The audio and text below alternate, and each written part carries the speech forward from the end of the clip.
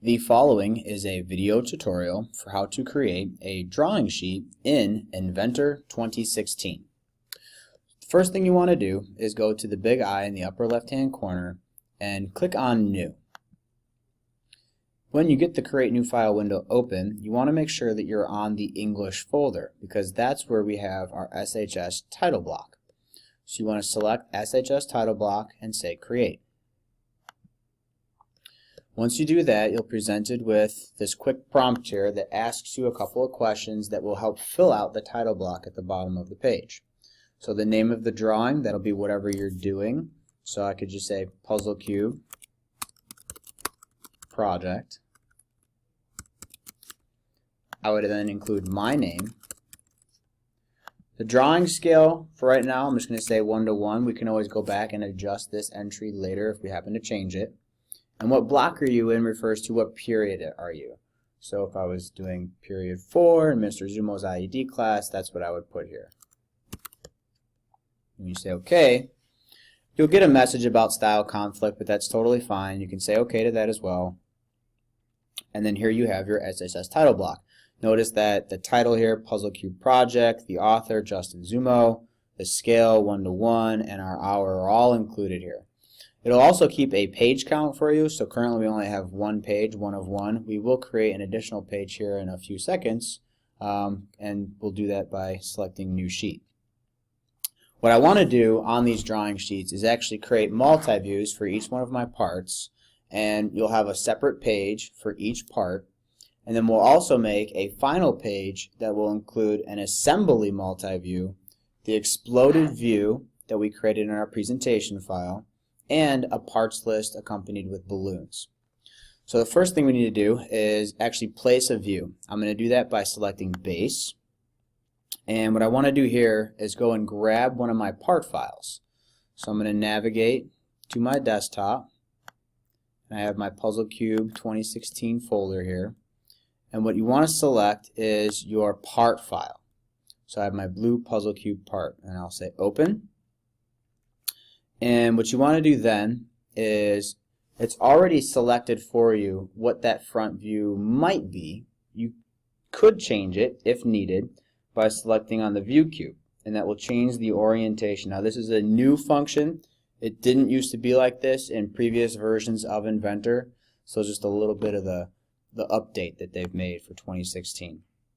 So this view should be perfectly fine. Just note that more often than not, the front view that gets selected is probably not the front view that you need. So pay attention to where you're looking at on the view cube here, the orientation of your object, to make sure you select your front view accordingly. So for right now, I'm just going to leave it as this, and I'm going to click above there for a top view, off to the right for a side view, and then kitty corner to that for my isometric view. Once I have those all laid out, I can go ahead and say OK. If I needed to adjust the scale, I could do so from here. So I can make it all 2:1 and fill the page even larger if I needed to. But for right now, I'm just going to leave it as 1:1 and say OK. What you can then do is actually position these views, space them out a little bit. And I want to turn color on for my isometric view. So I double clicked the isometric view, and all I want to do here is turn on shaded and say OK, so I can actually get the color of my part. At this point, I realize that my sheet here is going to be specifically for the blue Puzzle Cube part, so I don't want it to say Puzzle Cube Project anymore. I want it to say blue Puzzle Cube part.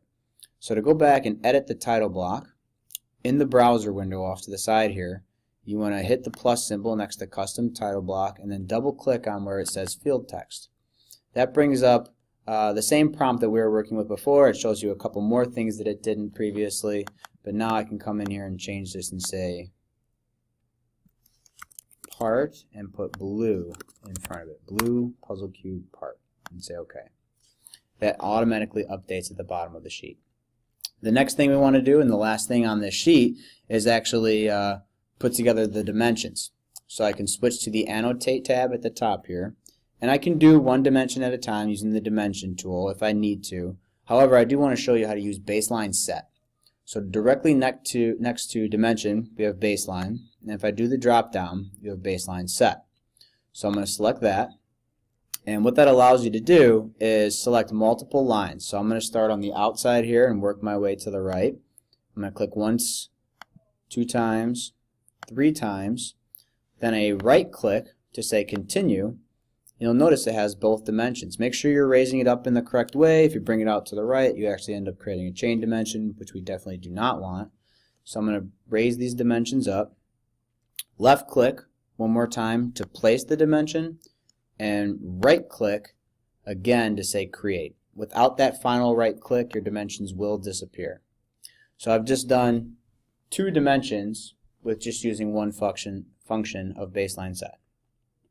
If I wanted to add individual dimensions, I could use the dimension tool and simply click on 2 lines and drag that dimension down. But that is not what I want here, so I'm going to go ahead and select it and say delete. I have the widths taken care of for this puzzle part. I also need to figure out what my heights are going to be. So I'm going to do them in the side view here using baseline set. And the last thing I want to do is my depth. So I'll start at the top, left click, left click, left click, right click, continue, left click to place those dimensions, and a final right click to say create. At this point, this puzzle cube part is fully dimensioned. I have my height, my width, and my depth dimensions all properly placed, and I haven't broken any of the dimensioning guidelines. You will do this for each and every single one of your puzzle cube parts, and then again at the end, like I said initially at the start of this tutorial, we're going to make a final sheet where we show your assembly, your exploded view, and your parts list. So I'll show you how to do that now. I'm going to go and click on New Sheet.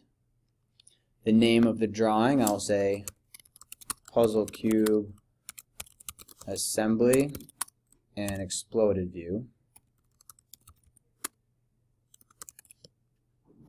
Enter in the rest of the fields.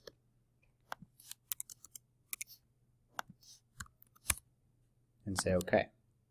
So now I have a new sheet here. First thing I want to do is go to Base and locate my assembly file and say Open. And I'm just going to go ahead and lay down our 4 views. Right click and say OK. For this we do want to show color, so I'm going to click on my front view first and change the style to shaded, which will take care of the top and the side view. And we'll also do it for the ISO view as well.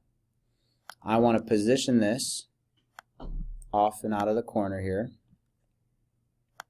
Move my ISO view over and my side view. And another thing that we want to incorporate here would be a view label. So to do that, I'm going to click on my front view. And this view label right inside of here, once I turn on this light bulb for visibility, it will show up underneath. And I want to type in exactly what it is. What am I looking at? Which would be my puzzle cube assembly. I say OK. And then I'll also bring with it the scale. The next thing I want to lay down would be my exploded view. So again, I'll go to Base, locate my exploded view, my presentation file, and say Open. For this, I do want it to be an isometric view, just like I created it in the presentation file. And I can up the scale here. It came in at 1/2, so I'm going to make it 1:1. And make sure that I have the Style Shaded button selected and say OK. I'm going to just drag that out of the way there. And 2 more things then. I want to create a parts list, and I want to incorporate balloons that correspond with the numbers in the parts list. I will do the parts list first. I do that by going to the Annotate tab, and along the ribbon here in the Table panel, you can click on Parts List. And the first thing you want to do is select the view. So I'm going to select my exploded view, and simply say OK. It says, do you wish to enable BOM view? Say OK. And I can place that in the upper right hand corner. I can shrink this as much as needed. And what I want to do then is actually change the fields that are shown on this parts list. So to do so, I'm going to right click and say edit parts list, not edit parts list style. That'll take you to a different place. We want to edit parts list. And I want to go to the first icon here, which is the column chooser. So what I want to do is remove description, and I want to add author. I want to add material. And I believe that's all we need to show. You can change the order here depending on what you want. Item, quantity, the part number is actually the part name. Author will be who made it, what computer did it come from, and then we have the material that you set it to previously when you were creating your part file. So I'll say OK. It says teacher for me. It should say your name for you, your login name. So when I say apply, that updates the part list, and then you can say OK. So this is item number 1. When I go to lay down a balloon, which is again in the table panel, you want to click on balloon, and for a balloon there's just 2 things that you want to make sure of. That one, you're clicking right on the edge of the object, and that you drag it out at a 45-degree angle. You will kind of see it snap into place. So 45-degree angle. Click left 1 time and then drag it straight out. Click left again, right click and say continue. So this is exactly how your balloon should look. Arrow is right on the edge of the part, drags off at roughly a 45-degree angle. It goes straight out, and then you have your number. This number should coincide with the item number in your parts list. If I were to add another balloon to the same part down here, it's also going to say 1, because that's the same exact part that I used to create my assembly. So again, these are ideal balloon placements. What I don't want you to do is something like this, where it drags through half the part and you can't even see where the arrow is pointing to. So I'll just delete that real quick. And this is what you want to have. You can go back and forth between your sheets by using the browser window on the left hand side. I can go back to sheet 1, check out my work from there, click over to sheet 2 and check out my work from here. When it's all said and done, you should have 6 sheets, 1 for each part. You have 5 parts, so that'd be 5 sheets, and the last one should show this puzzle cube assembly, the exploded view, which reminds me I need to add my view label. So I'll show you how to do that one more time. Open up the drawing view panel, type this in, puzzle cube explosion, and turn on the little light bulb. Reposition it so it's not interfering with the title block. And that's exactly what you need to do to create your drawing sheets. Thank you for watching. Feel free to like and subscribe, and I will see you on the next tutorial.